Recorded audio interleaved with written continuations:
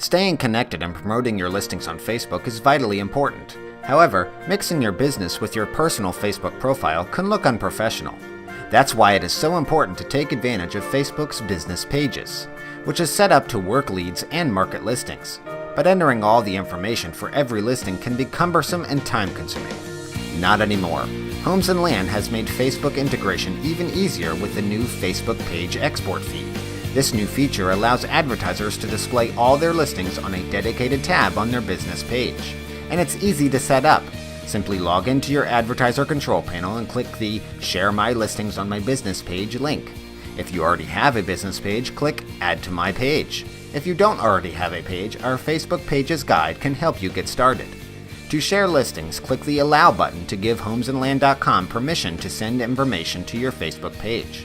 Next, click the Add link, and then click the Add My Homes and Land Listings button. That's it! You will now see a new My Listings tab on your Facebook business page that will display all your active properties. Each listing even links to the detailed view on homesandland.com. Promoting your listings on Facebook just got easier thanks to Homes and Land.